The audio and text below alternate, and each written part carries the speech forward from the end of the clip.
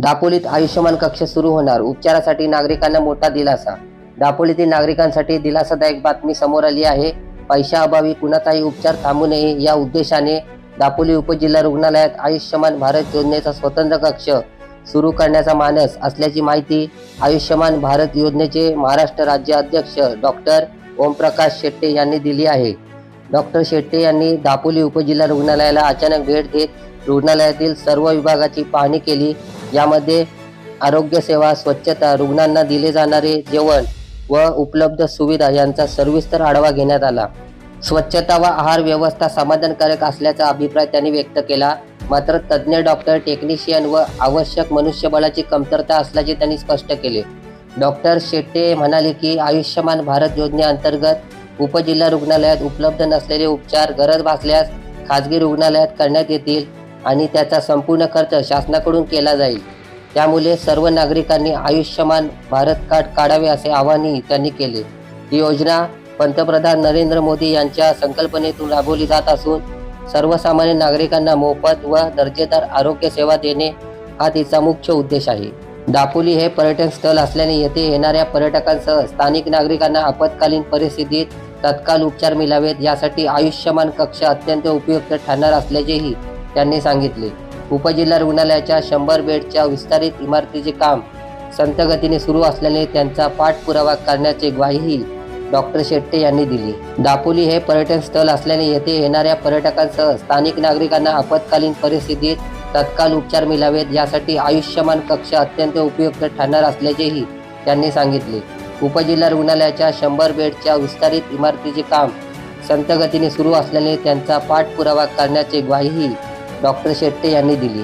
या पाहणी दरम्यान अनुपस्थित असलेल्या आरोग्य मित्र सेवकावर तत्काळ कारवाईचे आदेश देण्यात आले. तसेच रखडलेल्या बांधकामाचा सविस्तर अहवाल सादर करण्याचे निर्देश रुग्णालय अधीक्षक डॉक्टर पवन सावंत यांना देण्यात आले. उपजिल्हा रुग्णालयातील रुग्ण व त्यांच्या नातेवाईकांना मोफत भोजन देणाऱ्या ओम शिव भक्त मंडळाचे बालू बलगट व त्यांच्या सहकार्यांचे डॉक्टर शेट्टे यांनी विशेष कौतुक केले. यावेळी जिल्हा नियोजक समिती सदस्य केदार साठे, श्रीराम इदाते, अक्षय फाटक, संपदा पारकर, मिहीर महाजन, आप्पा आयरे यांच्यासह मान्यवर उपस्थित होते. दापोली एक हिल स्टेशन आहे, उभरतं शहर आहे, कोकणाचा आत्मा होईल अशा पद्धतीचं शहर आहे. या ठिकाणी काही काळामध्ये परदेशी पर्यटन करण्यासाठी लोक येतील.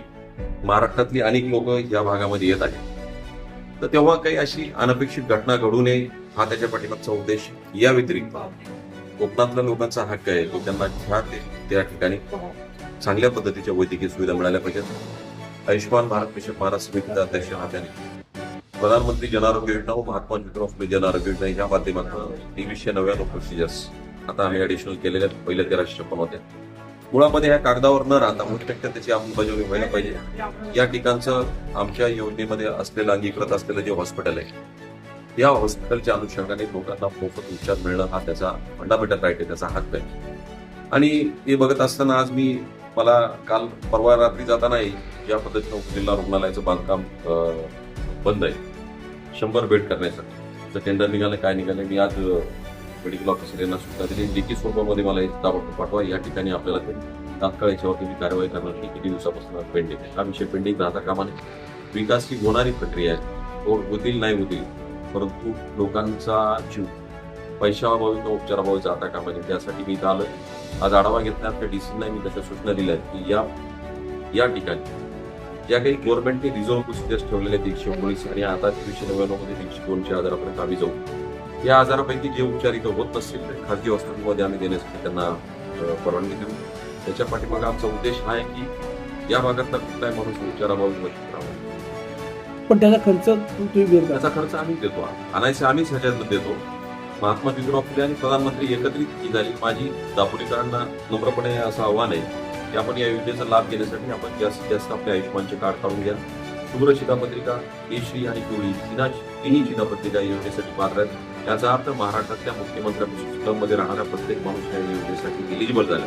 माझी पत्रकारांना विनंती, पुढच्या वेळेस त्या प्रत्येक प्रश्नाचं उत्तर आयुष्यमानचं कार्ड दिल्याच्यानंतर जास्त उत्तर देईल. माझं यांच्या पुरस्कारासाठी खास कार्यक्रमासाठी आलो होतो. त्या अनुषंगाने मी घोषणा केली की या ठिकाणी एक आम्ही चांगल्या पद्धतीचं सुसज्ज असा आयुष्यमानचा एक कक्ष आम्ही ओपन करणार आहोत, ज्या माध्यमातून ह्या भागातल्या लोकांचा जास्तीत जास्त, कारण कृष्णभाऊ महाजन हे त्यांनी लोकांची सेवा केली, त्यांच्या पुरस्कार माझ्या आनंद दिल्यामुळे कुठलाही होण्याचा प्रामाणिक प्रयत्न करत असताना दापोलीकरांना मी ती गिफ्ट देऊ इच्छितो.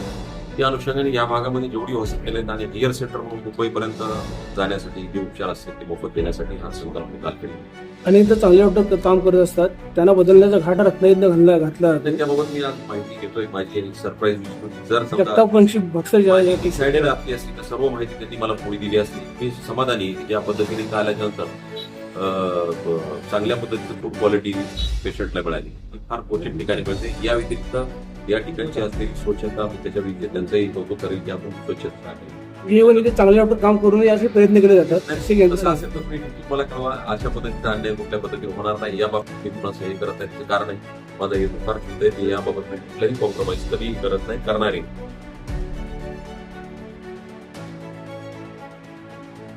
पत्रकार सुदेश सुरेश तांबे, विद्या न्यूज, दापोली.